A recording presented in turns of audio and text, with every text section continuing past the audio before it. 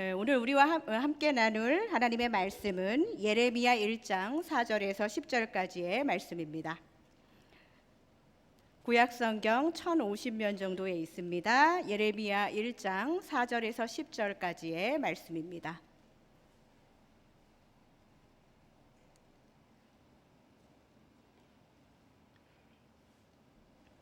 저와 여러분이 한 절씩 교독하도록 하겠습니다. 읽기를 시작합니다. 여호와의 말씀이 내게 임하니라. 이르시되 내가 너를 모태에 짓기 전에 너를 알았고 내가 배에서 나오기 전에 너를 성별하였고 너를 여러 나라의 선지자로 세웠노라 하시기로 내가 이르되 슬프도소이다. 주 여호와여 보소서. 나는 아이라 말할 줄을 알지 못하나이다 하니 여호와께서 내게 이르시되 너는 아이라 하지 말고 내가 너를 누구에게 보내든지 너는 가며 내가 내게 무엇을 명령하든지 너는 말할지니라. 너는 그들 때문에 두려워하지 말라. 내가 너와 함께하여 너를 구원하리라. 나 여호와의 말이니라 하시고 여호와께서 그의 손을 내밀어 내 입에 대시며 여호와께서 내게 이르시되 보라 내가 내 말을 내 입에 두었노라. 함께 읽습니다. 보라 내가 오늘 너를 여러 나라와 여러 왕국 위에 세워 내가 그것들을 뽑고 파괴하며 파멸하고 넘어뜨리며 건설하고 심게 하였느니라 하시니라. 아멘. 이 말씀은 살아계신 하나님의 말씀입니다. 할렐루야. 오늘 우리 주 하나님의 다함이 없는 은혜가 오늘 이 밤에도 쏟아부어지기를 간절히 소망합니다. 요즘에 제가 섬기고 있는 공동체의 순예배를 드리면서 참 많은 은혜를 나눕니다. 여러분들도 그러실 것입니다. 이 기도 제목을 나누다 보면 많은 기도 제목 중에 대부분이 가족들의 영적인 생활, 내 배우자와 내 자녀들, 내 부모 형제들이 다시 하나님 앞에 좀 돌아올 수 있었으면 좋겠습니다. 그렇게 기도해 주세요 하는 기도 제목이 많이 있습니다. 기도의 대상이 되시는 분들은 자신들이 이런 기도를 받고 있다는 것조차도 알지도 모르고 모를 수도 있습니다. 세상 나라에서 하나님 없이 사는 거 별로 그렇게 불편하지 않으면서 인생을 즐기는데 아무런 문제가 없는 듯이 보이는 이 기도의 대상자들은 자신들이 어떤 눈물의 기도를 받고 있는지 모를 것입니다. 그러나 그 이름을 붙들고 기도하는 모든 분들 정말 너무나도 간절합니다. 하나님이 언제 우리의 가정을 믿음의 가정으로 회복시키실까 하는 그런 소망을 가지고 기도하다가 낙심하기도 하고 지치기도 하고 혼자 신앙생활하는 것에 대한 외로움을 느끼면서 눈물을 흘리는 모습도 많이 보았습니다.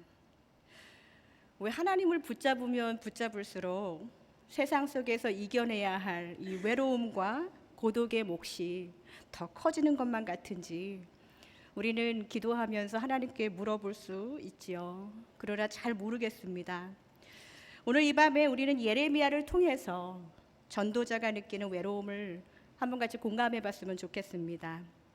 도대체 무엇이 두려워서 어떠한 거리낌 때문에 이 목젖까지 맴도는 예수 믿으세요 이런 말을 꾸역꾸역 집어넣은 채 우리는 그렇게 힘없이 살아가고 있는 것일까요? 오늘 우리가 함께 읽은 본문은 예레미야가 하나님의 소명을 받는 그런 내용입니다. 오늘 보면 5절에 보면은 하나님이 예레미야에게 너무도 멋진 대사의 프로포즈를 하시지요. 내가 너를 모태에 짓기 전에 너를 알았다. 내가 배에서 네가 나오기 전에 너를 성별하였다. 너를 여러 나라의 선지자로 세웠다. 그러나 이 부르심에 대한 예레미야의 응답은 감사합니다가 아니라 슬픕니다 였습니다. 하나님 왜 나를 미리 아셔서 이렇게 슬프지요? 하나님 왜 나를 벌써 성별하셨지요? 내가 언제 세워달라고 한 것도 아닌데 왜 세워주셨습니까? 너무 슬픕니다. 이렇게 대답하는 거예요. 그리고 나서 이렇게 변명합니다. 하나님 저는 아이라서 말을 잘 할 줄 모릅니다. 나는 아이라 말할 줄을 알지 못하나이다. 하나님께 그렇게 변명하지요. 여기에 대한 하나님의 대답은 너무나 간단했습니다. 오늘 본문 7절입니다.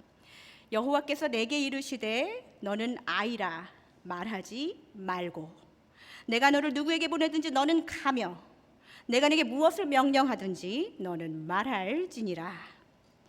예레미야가 말을 할 줄 모른다고 그렇게 말했는데 하나님은 한마디로 아이라 말하지 말아라. 너는 누구에게든지 가라. 너는 무엇을 말하든지 그것을 다 말해라. 하나님은 이렇게 세 마디로 예레미야의 이 저항을 정리하시고 말씀하십니다. 그리고 예레미야에게 이렇게 위로하시지요. 너는 그들 때문에 두려워하지 말라. 그들 때문에 두려워하지 말라고 이야기하십니다. 하나님은 알고 계셨던 것 같아요.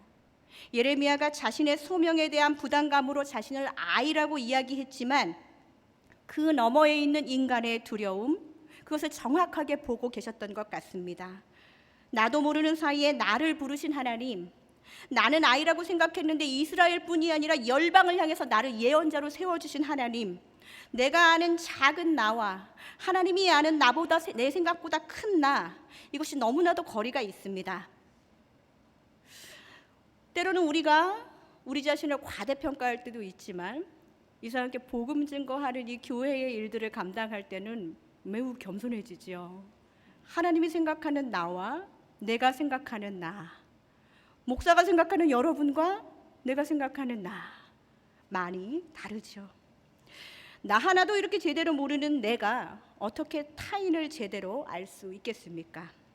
그러니 모르는 존재에게 가라고 말하고 거기 가서 말하라고 하는 그 두려움, 그 막연한 두려움 때문에 예레미야가 하나님께 말한 것입니다. 나는 아이입니다. 주님, 좀 봐주세요. 그때 하나님은 다시 말씀하십니다. 너는 그들 때문에 두려워하지 말라. 그렇다면 예레미야에게 있어서 그들은 누구였을까요? 예레미야의 처음 서두 부분 1장 1절을 한번 보겠습니다. 1장 1절입니다. 같이 읽겠습니다. 베냐민 땅 아나돗의 제사장들 중 힐기야의 아들 예레미야의 말이라. 네, 역사 공부 좀 해야 되겠습니다.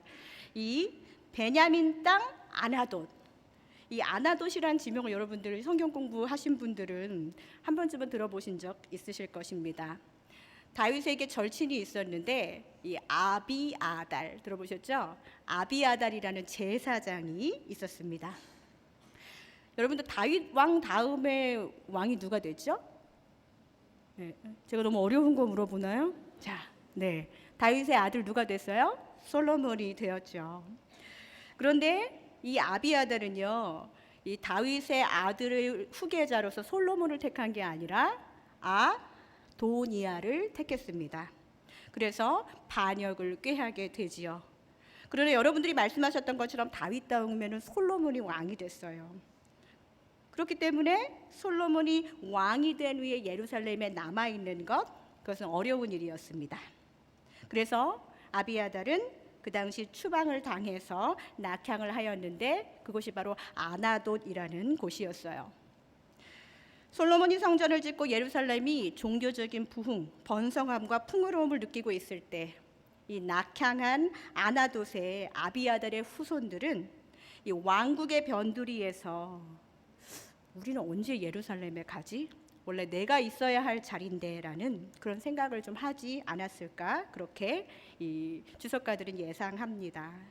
왕국의 큰 종교적인 중심지에서 이 중심지였던 이 예루살렘에서 우리가 더 이상 제사장을 할 수 없다, 나의 영광을 박탈되게 당했다라는 그런 약간의 패배의식을 가지고 아나돗에 살고 있었을 거라고 우리는 충분히 짐작해 볼 수 있습니다.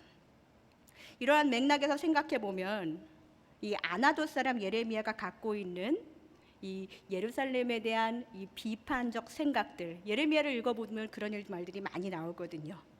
그리고 원래 가지고 있었던 비통한 감정들, 이런 것들은 그가 태어나고 자란 곳에서 그 아비아들의 후손 속에서 자라게 되면서 자연스럽게 의식화되고 내재되어서 성장했다고 우리는 생각해 볼 수 있습니다. 하나님이 유대와 예루살렘의 경고의 메시지를 전달할 예언자로 그냥 아이 예레미야를 선택한 것이 아니라는 것이지요. 처음부터 그러한 마음과 이 정신을 가지고 아나돗에서 무럭무럭 자라고 있던 예레미야를 하나님께서 선택하셔서 누구보다도 예루살렘을, 누구보다도 유대를 객관적인 면에서 바라보고 기도하고 또 멸망을 선포하고 경고하고 할 수 있는 사람으로 그를 기르셨던 것입니다. 반면에 예루살렘은 어떠했을까요? 예루살렘을 중심으로 이 풍요로운 왕국에서는 어떤 일들이 벌어지고 있는지 우리는 예언서를 통해서 또 많이 들었습니다. 다윗이 승리하고 그리고 솔로몬이 번성을 경험한 다음에 그 다음에 유다 왕조는 번성한다고 생각했었겠지요. 그러나 그 풍요 속에서 점점 하나님을 잃어가고 있었습니다. 야훼 하나님의 선택받은 백성이라는 강인한 민족 의식은 있었지만 그 민족을 선택하여 이끄신 살아계신 하나님에 대한 경외함을 상실하고 있었던 것입니다. 그래서 그들에게는 이상한 신앙심이 있었어요. 가는 곳마다 맨날 이겼던 다윗을 몇 대죠 할아버지로 갖고 있었던 그들에게는 다윗의 하나님이 우리의 하나님이었어요. 이 세상 나라에서 전무후무한 부요함과 지혜를 가지고 있었던 몇 대죠 할아버지 솔로몬, 그 솔로몬의 하나님이 나의 하나님이라니까 우리는 어쨌든 보호함을 받는 백성이다라는 아주 이상한 믿음을 가지고 있었습니다. 그들의 조상이 어떻게 하나님을 붙들고 의지했는지에 대한 과정은 그들에게는 고려의 대상이 아니었습니다. 그들이 얻은 세상 나라의 결과물로 그저 하나님을 평가하면서 anyway, 어쨌든 우리를 보호하시는 하나님이라는 결론을 가지고 이 막연한 민족주의적 낙관주의가 이 유다를 몰락시킨 큰 원인이 되었던 것입니다. 구원은 굉장히 개별적인 건데 자신들은 죄 지어놓고 하나님 믿지도 않고서 선민의식으로만 가득 차서 구원이 마치 우리 민족에게는 따놓은 당상이라는 식으로 생각하는 하나님 인식, 더 이상 하나님이 유다를 그냥 보고만 계실 수 없었던 것이지요. 이런 맥락에서 변두리 아나돗에서 온 예레미야가 상대해야 했던 바로 이 그들은 유다의 중심부에서 대책 없이 이 낙관주의적인 믿음으로 삶의 풍요 속에서 하나님을 잃어버린 사람들이었습니다. 힘도 있고 돈도 있고 친구도 있고 사람도 있으나 하나님이 없는 그들이었습니다. 예레미야를 힘과 권력으로 매장시킬 수도 있고 돈으로 사람을 사서 쥐도새도 모르게 없애버릴 수도 있는 하나님을 잃어버린 힘센 그들이었습니다. 그런데 하나님이 예레미야를 이 유다도 벅찬데 하나님이 열방까지도 예레미야에게 경고하게 하는, 경고를 주게 하는 그런 메시지를 선포하게 하는 그런 예언자로 예레미야를 불렀다는 것입니다. 그리고 예레미야가 슬프고 애통할 수밖에 없어요. 이제 나는 말할 때마다 어디 세상 나라에 발붙일 곳이 없는 처절한 외로움과 두려움이 있겠구나. 하나님, 나 어떻게 살라는 말이에요? 하는 그런 예레미야의 처절한 슬픔의 외침이었던 것입니다. 그런데 하나님은 말씀하십니다. 너는 그들 때문에 두려워하지 말라. 그리고 이어서 말씀하십니다. 내가 너와 함께하여 너를 구원하리라. 아멘. 저를 따라해 보세요. 내가 너와 함께하여 너를 구원하리라. 아멘. 이 말씀이 오늘 이 밤에 우리의 심령에 메아리 쳐야 합니다. 나와 함께할 수 있는 사람은 많이 있어도 그들은 나를 구원해 줄 수 없어요. 나를 구원할 수 있는 존재는 이 세상 나라에 없다는 것을 우리는 알아야 됩니다. 너를 구원하리라. 무슨 위로와 무슨 이야기가 더 필요하겠습니까? 예레미야가 진정으로 붙들어야 할 말씀은 그들 때문에 두려워하지 말라, 그 다음에 나오는 내가 너를 구원하리라 했던 하나님의 완전한 메시지였다는 것입니다. 사랑하는 성도 여러분, 여러분에게 두려움의 대상인 이 그들은 누구입니까? 예수님 이야기를 꺼내자마자 얼굴을 붉히고 관계가 어려워지고 내 삶에 불이익이 오는 것, 그것이 우리를 덮고 있는 두려움이십니까?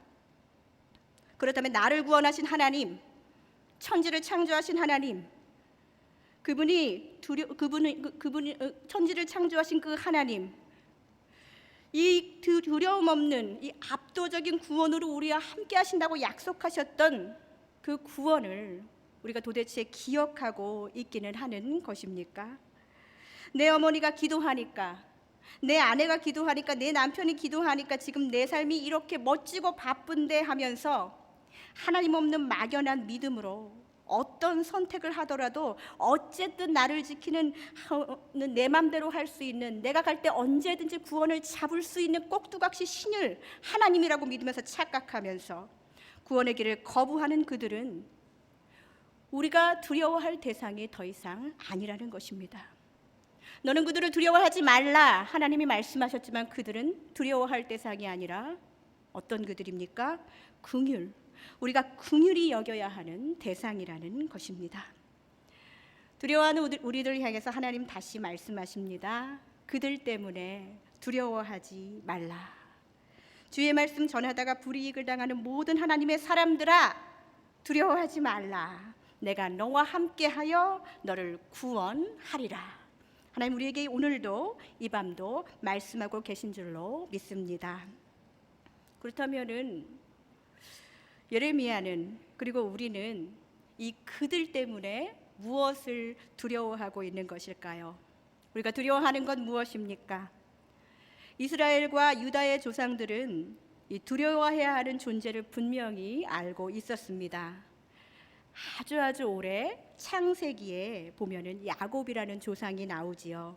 창세기 28장 16절과 17절을 함께 보겠습니다. 같이 읽을까요? 야곱이 잠이 깨어서 이르되 여호와께서 과연 여기 계시거늘 내가 알지 못하였도다. 이에 두려워하여 이르되 두렵도다 이곳이요 이것은 다름 아닌 하나님의 집이요 이는 하늘의 문이로다 하고. 베델에서 자다가 꿈을 꾼 야곱의 이야기입니다. 오늘 두렵다고 했던 야곱, 무엇이 두렵다고 했습니까? 여호와의 계신 곳, 이곳이 두려운 곳이고 경외함의 장소라고 야곱은 그렇게 고백했습니다. 그러나 야곱이 이렇게 하나님이 계신 곳을 두려워했던 그 조상을 가지고 있던 그 야곱이 유다의 역사 속에서 이 구전과 구전을 거쳐서 전설로만 그냥 남아있게 되면서 후대의 야곱의 후손들은 그 두려움의 대상이 하나님이 계신 곳이 아니라 더 이상 하나님이 아니라 나보다 센 사람, 나보다 힘 있는 열강, 그것이 바로 두려움의 대상이 되었던 것입니다. 예레미야에게 하나님이 두려워하지 말라고 했던 그들은 청년 예레미야가 나는 아이입니다라고 말하면서까지도 피하고 싶었던 바로 그와 같은 두려움의 대상이었지요. 그는 무엇이 그렇게 두려웠던 것일까요? 소명을 받았을 때 예레미야가 가졌던 감정적 반응은 슬픔이었다고 말씀드렸어요. 하나님과 하나님을 떠난 사람들 사이에 껴서 예레미야는 예언자적인 그 일들을 감당하지요. 하나님이 하라고 한 말을 이쪽에다 전하고 또 이쪽에 있었던 불평을 하나님한테 전할 수는 없고 양쪽에 끼어서 아주 난처한 입장을 가진 그와 같은 예언자, 바로 예레미야였습니다. 그의 슬픔의 감정은 구원자이신 하나님이 가라시는 곳에 가고 전하라는 말을 전해야 한다는 하나님의 거룩한 압박에 대해서 이 인간적인 측면에서 내가 갖춰야 될 외로움과 이 박탈을 견뎌야 하는 그와 같은 두려움이었던 것입니다. 정도는 다르지만 하나님의 일을 하다 보면 이와 같은 상실과 박탈을 경험할 때가 있지요. 예레미야는 세상을 위해서 세상과 고립되는 외로움을 결혼도 하지 않고 40년 동안이나 이 예언을 감당하며 조롱당하고 울었던 그와 같은 선지자로 살았었습니다. 그에게 부여된 거부할 수 없는 소명에 그는 울고 또 때로는 슬프다고 얘기했지만 회피하지 않고 하나님이 나에게 주신 소명에 대해서 울고 힘들어했지만 믿음으로 직면했습니다. 그냥 여러분들에게 아멘 하고 무조건 순종하고 강하게 나가십시오 라고 말할 수 있는 제가 주제가 되지 못해요. 그래서 예레미야가 더 공감이 됩니다. 사랑하는 성도 여러분, 우리에게 있는 그들 때문에 여러분들 무엇이 두려우십니까? 왜 어떤 존재 앞에서는 하나님보다 더 긴장하고 또 주눅이 들어있는 것일까요? 하나님의 부르심이 우리에게 왜 이렇게 부담이 넘어서 두려움이 되는 걸까요? 하나님이 예레미야에게 말씀하셨던 내가 너를 누구에게 보내든지 너는 가라, 이 말이 완전히 받아들여지시나요? 좀 부대끼시지 않으십니까? 왜 내가 하는 말에 대해서 하나님, 저는 왜 내 청중들을 고르면 안 되나요? 하나님, 혹시 이렇게 말씀하시는 거 내가 가고 싶지 않은 대상을 향해서 하나님 가라고 하시면 나 어떡해요? 이러한 두려움이 아닐까? 그런 생각을 해봅니다. 하나님을 내 인생의 주인이라고 말은 하지만 내가 골라놓은 완벽한 세팅 안에서 오류가 나면 나는 어떡하지? 그래서 불편한 만남을 계속 지속하면 어떡하지? 하나님이 실수하신 거라고 말은 할 수 없고 이렇게 난감한 관계를 질질 끌고 가면서 이도저도 하지 못하는 불편한 그와 같은 믿음의 생활 혹시 하고 계시지 않으십니까? 예레미야에게 말씀하셨던 것처럼 내가 네게 무엇을 명령하든지 너는 말할지니라, 이 말씀을 아멘으로 잘못 받았다가 하나님이 나에게 하라고 하신 말씀이 듣는 이들의 마음을 상하게 하면 어떡하지? 내가 말했다가 모든 사람들이 나 때문에 당황스러워하고 분위기가 나빠지면 어떻게 하지 하는 두려움 아닙니까? 내가 다른 사람들 앞에서 예수쟁이, 광신자로 보이는 그와 같은 선택을 하는 대신에 이 우아한 속에서도 절대 손색이 없는 그리스도인으로 깔끔하게 살고 싶은 그런 내 이력에 돌을 던지는, 그렇게 살고 싶은데 예수 믿는 것 때문에 내 인생이 조금 불편해지는 그와 같은 두려움 때문에 여러분들 목적까지 나오는 예수 믿으세요라는 말이 나오지 않는 것 아닙니까? 내가 이렇게 말함으로써 나의 비즈니스와 나의 자식과 나의 가족에게 무언가 피해가 가지 않을까 두려우십니까? 네, 저는 다 두렵습니다. 이렇게 말씀드리면서도 자유하지 못합니다. 그러나 가장 두려운 것은 하나님 없는 세상에서 하나님의 은혜 없이 하나님의 손길을 느끼지 못하고 하나님의 사람으로 살아가지 못하고 하나님의 이짐이 되는 것이 저는 가장 두렵습니다. 주님의 일을 하면서도 하나님을 매 순간 의식하지 못하고 기도 없이 어떤 일을 하고 나서 아무렇지도 않은 제 자신을 볼 때마다 깜짝깜짝 놀라고 두려울 때가 있습니다. 우리가 진정으로 두려워할 것은 이 대책 없는 낙관주의로 하나님의 이짐이 된 유다 백성들처럼 내 삶에 하나님의 자리가 없어진 줄도 모르고 살고 있는 우리들의 모습, 그것이 바로 가장 두려워해야 하는 모습인 줄로 믿습니다. 하나님의 잊어버림이 되지 않은 우리가 되기를 원합니다. 이제 우리는 생각해 봐야 됩니다. 혹시 놀라셨나요? 생각보다 내 삶과 내 일터에서 하나님을 의식하지 않고 살았던 나의 모습 오늘 발견하시지 않으셨습니까? 삶 속의 그들 때문에 내가 오히려 하나님을 의식하지 못하고 살았던 그 날들을 우리 이 밤에 회개하게 되기를 원합니다. 하나님을 의식하지 않고 사는 너 때문에 두려워하라. 너는 그들 때문에 두려워하지 말라. 하나님 없이 살았던 나 때문에 두려워하라. 삶 속에서 내가 두려움을 주는 그들 때문에, 나에게 두려움을 주는 그들 때문에, 그것 때문에 두려워하면 안 되겠습니다. 내가 하나님을 의식하지 못하고 정직하지 못하고 거짓의 길을 나도 모르게 그냥 막 하고 있을 때가 있습니다. 그것 때문에 두려워해야 한다는 것입니다. 여러분들 창세기 3장의 처음 사람 아담과 하와와 뱀의 이야기들을 기억하실 것입니다. 창세기 3장을 같이 볼까요? 같이 읽겠습니다.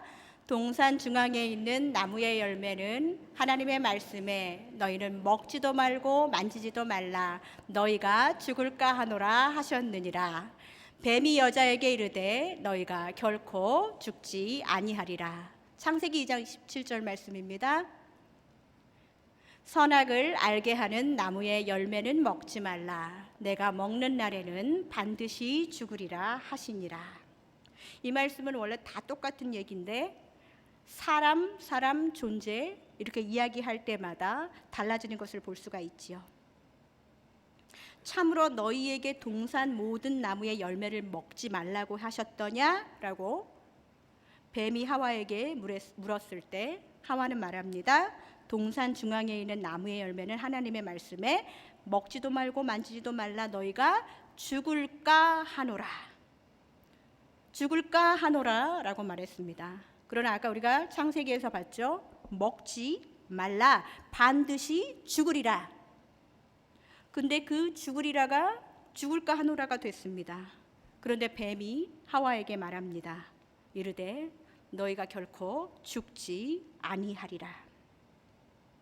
하나님은 먹으면 죽는다고 했고, 하와는 먹으면 죽을까 하노라 했고, 뱀은 먹으면 죽지 않는다고 했습니다. 사실 하나님한테 선악과를 먹지 말라고 이야기를 들은 사람은 성경에 보면 아담이었어요. 하와가 창조되기 전에 이 말씀을 하나님께서 하신 것입니다. 신기한 것은 하와와 뱀의 대화 속에서 우리가 보아야 합니다. 뱀이 어떤 존재를 꾀느냐? 어설프게 전해 들었던 하와에게 가서 그것을 물었죠.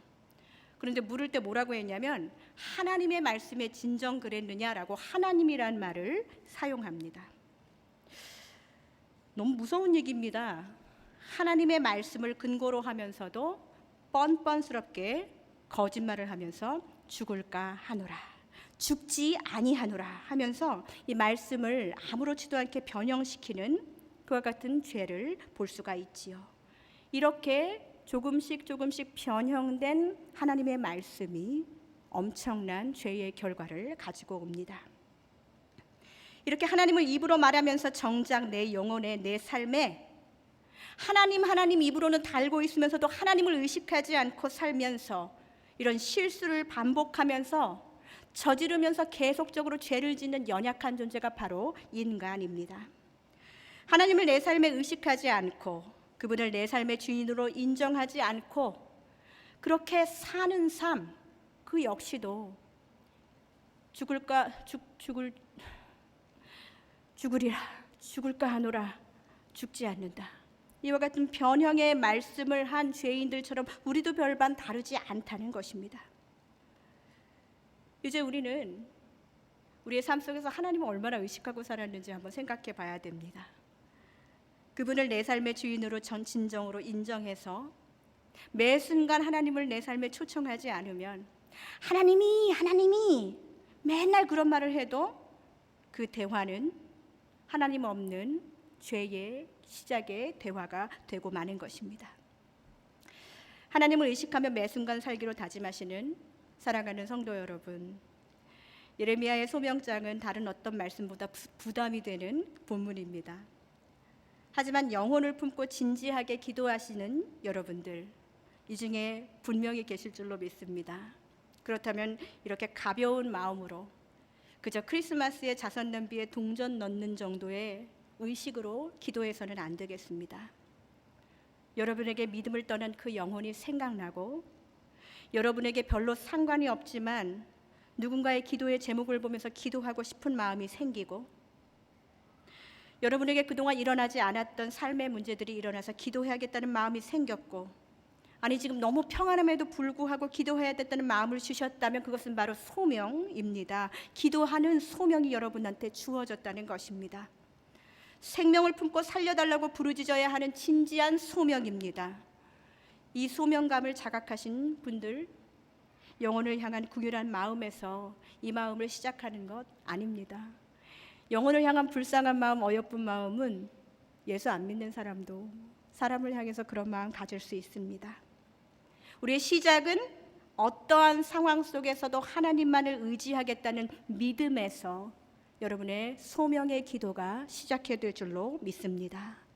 사람을 불쌍히 여기는 마음도 내 삶이 버거워지고 내 몸이 지치면 언제고 포기하게 되지요. 그러나 하나님이 소명 주시고 하나님이 함께 하신다는 믿음으로 시작한 기도는 하나님이 우리의 기도를 도우시고 일하게 하시고 응답하여 주실 줄로 믿습니다. 그렇기 때문에 낙심하면서 포기하면서 그렇게 기도하지 않았으면 좋겠어요. 나를 바치고 있었던 단단한 지지자들, 사회적으로 인간적으로 나를 정말 잘 받치고 있어줬던 이 지지들이 이 무너지는 박탈감을 여러분들이 견디시면서도 기도하는 것, 그것이 바로 기도의 소명을 받은 사람들이 해내야 될 기도의 몫입니다. 그들 때문에 두려워하지 말라. 내가 너와 함께 있어 너를 구원하리라 하는 하나님의 메시지가 우리 안에 생생하게 들려서 그 믿음으로 우리는 기도해야 된다는 것입니다. 예레미야가 하나님께 나는 아이라 말할 줄을 알지 못한 아이다라고 말했을 때 하나님이 되게 멋진 일을 하셨어요. 여호와께서 그 손을 내밀며 예레미야의 입에 대시며 여호와께서 나에게 말씀하시되 보라 내가 내 말을 너의 입에 두었노라. 이렇게 구체적으로 하나님이 알려주셨어요.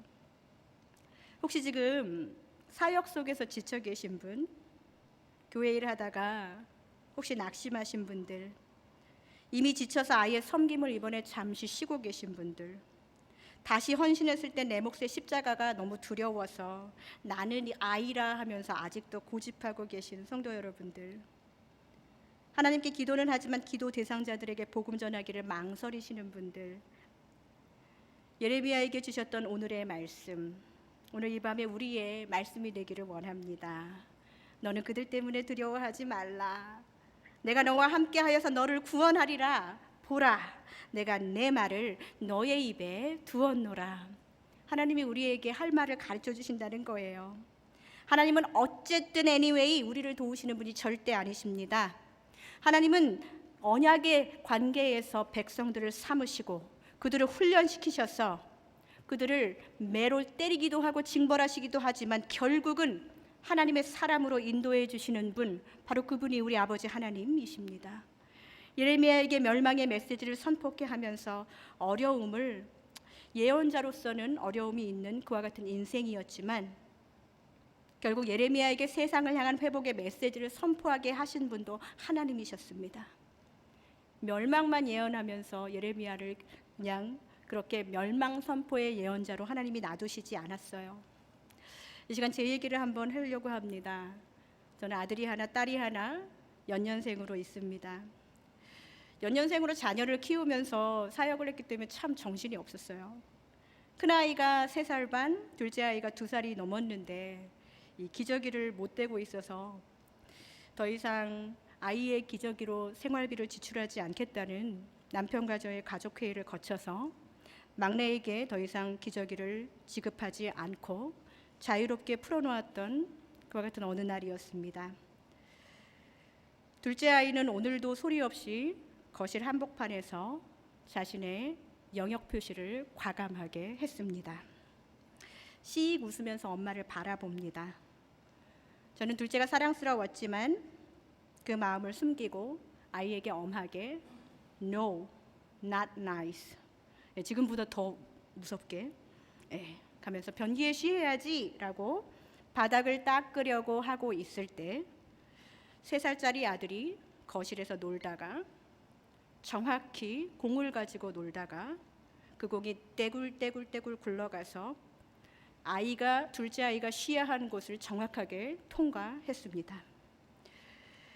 장난감 사이에서 바운스 되면서 우리 아이의 오물이 묻었던 그 공이 왔다 갔다 하면서 온 집안이 난리가 났습니다.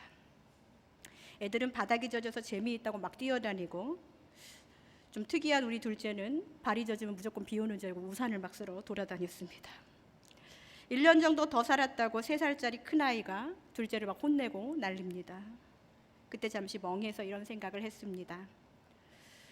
오줌을 바닥에 싼 녀석이 나쁜가? 오줌을 공놀이로 퍼뜨린 녀석이 더 나쁜가? 누구를 더 혼내야 되나요? 죄를 시작한 사람이 나쁘냐? 죄를 퍼뜨린 사람이 나쁘냐? 신학을 한 엄마라서 이 와중에도 그런 생각을 합니다. 그러나 그때는 이런 생각을 계속할 겨를이 없었습니다. 제가 했던 일은 빨리 아이들을 오염된 공간에서 분리시켜서 욕조에 집어넣고 씻기는 일이었어요. 아이들이 즐겁게 욕조에서 노는 동안 저는 거실을 닦고 또 오염된 공을 닦고 장난감들을 소독하는 일로 분주했었습니다. 2살, 3살짜리에게 다른 집 아이들과 비교하면서 기저귀를 늦게 떼는 자녀를 가진 부모가 겪는 경제적 손실에 대해서 심도 있게 말했다거나 엄마가 연년생 아이를 기르면서 느끼는 심리적 상실감과 우울함에 대해서 결코 말하지 않았습니다. 말한다고 해도 알아듣지도 못하겠지요. 대신에 배변 훈련을 위한 2살짜리에게 챌린지가 되는 따끔한 훈련 과정을 그 정도의 혼냄은 있었습니다. 너무 예쁘지만 성장을 위한 훈련이 자녀에게 필요했기 때문이었지요. 그렇게 해도 그 후로도 기저귀 떼는데 되게 오래 걸렸습니다. 근데 그때 하나님의 마음이 좀 헤아려졌습니다. 하나님의 관심은 우리를 죄로 오염된 곳으로부터 속히 옮겨서 깨끗하게 하는 것, 그것입니다. 그분은 두려움 속에서도 하나님의 구원을 믿으며 사명을 감당하는 하나님의 사람들을 사용하셔서 오염된 곳에서 그것이 더러운지도 모르고 즐기고 있는 사람들을 하나님의 구원의 빛으로 인도하시기 위해서 우리를 먼저 불러주셨고 우리에게 기도하는 소명, 말씀 전거하라는 소명을 주신 줄로 믿습니다. 사랑하는 성도 여러분, 오늘 우리의 두려움에 대한 대상, 우리에게 있는 그들에게 선포합시다. 당신은 더 이상 두려워할 존재가 아닙니다. 당신은 긍휼이 필요한 사람입니다. 구원자이신 하나님을 의지하면서 당신을 나의 두려움 때문에 포기하지 않겠습니다. 하나님은 당신을 절대 놓지 않으실 것입니다. 하나님이 저와 여러분을 가정과 내가 속한 커뮤니티와 땅끝을 향해서 보내실 때 예레미야처럼 하나님의 부르심에 나의 부족함도 한번 아뢰어보고 하나님의 채우심의 약속도 경험하면서 그리스도인으로서 가장 열매 맺는 삶이라고 하는 전도자로서의 삶, 그것이 우리가 살아야 누려야 할 하나님 자녀로서의 소명이 아니겠습니까? 진정으로 이 삶을 누리다가 하나님 만나기 원하시는 분들, 우리 함께 오늘 기도했으면 좋겠습니다. 하나님 나를 전도자로 세워주시고 내가 그동안에 아이라고 생각해서 하지 못했던 그 일들 이제는 속히 나를 통해 일해 주십시오 하는 거룩한 부담감과 소명을 가지고 이 밤에 기도하며 나아가는 우리 모두가 되기를 간절히 소망합니다. 기도하겠습니다. 살아계신 하나님, 오늘 이 시간에 우리의 소명을 망설이게 하는 두려움을 바라보게 해주셔서 감사합니다. 결국은 하나님 의식하기가 희미해져서 어느 순간 무기력한 영적인 상태로 변해버린 우리의 모습을 바라보면서 그것이 두려워해야 되는 대상임을 알게 해주셔서 감사합니다. 하나님, 이제는 하나님을 의식하며 구원자 되신 하나님을 믿는 믿음 안에서 어려운 소명도 감사하며 십자가의 길 걸어갈 때 주님 붙잡아 주시고 생명을 살리는 복음의 도구로 우리를 사용하여 주옵소서. 감사와 찬양을 올려드리며 예수님의 이름으로 기도합니다. 아멘.